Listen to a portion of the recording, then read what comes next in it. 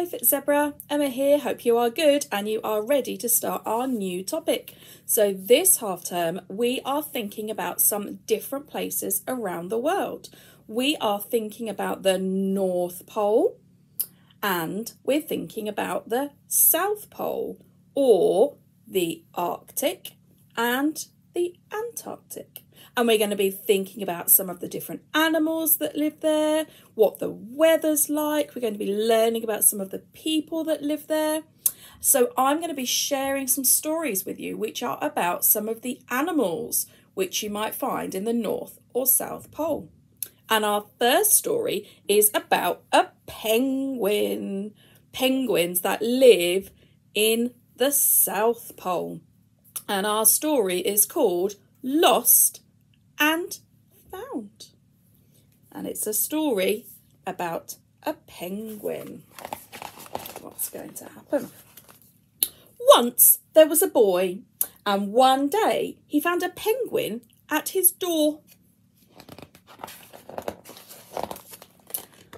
The boy didn't know where the penguin had come from, but it began to follow him everywhere.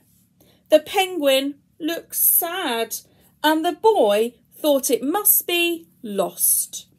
Here he does look sad, doesn't he? So the boy decided to help the penguin find its way home. He checked in the Lost and Found office, but no one was missing a penguin. He asked some birds if they knew where the penguin had come from, but the birds ignored him. Some birds are like that. The boy asked his duck, but the duck floated away. He didn't know. That night, the boy couldn't sleep for disappointment. He wanted to help the penguin, but he didn't know how. What's he going to do? The next morning, he discovered that penguins come from the South Pole. But how could he get there? He ran down to the harbour and asked a big ship to take them to the South Pole. But his voice was much too small to be heard over the ship's loud horn. So together, he and the penguin would row to the South Pole. The boy took out his rowboat from the cupboard and they tested it for size and strength. They packed everything they would need and together they pushed the boat out to sea. They rowed south for many days and many nights, with the boy telling stories all the way. The penguin listened to everything the boy said. Gosh, look at that big sea. They floated through good weather and bad weather, when the waves were as big as mountains, until they came to the South Pole.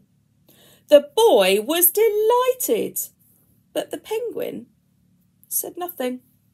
Suddenly, it looked sad again as the boy helped it out of the boat. Welcome to the South Pole. The boy said goodbye and floated away, but as he looked back, the penguin looked sadder than ever. What's the matter? It felt strange to be on his own, and the more he thought, the more he realised he was making a big mistake. The penguin wasn't lost, he was just lonely.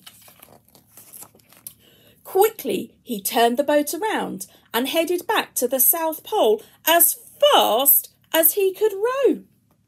At last, he reached the South Pole again. But where was the penguin? The boy searched and searched, but he was nowhere to be found. Sadly, the boy set off for home again. There was no point telling stories because there was no one to listen except the wind and the waves. But then the boy saw something in the water ahead of him. Closer and closer he got until he could see the penguin. And so the boy and his friend went home together, talking of wonderful things along the way. The end. So that was one of our stories about animals that live in the North Pole and the South Pole. Which animal will be next? See you soon. Bye.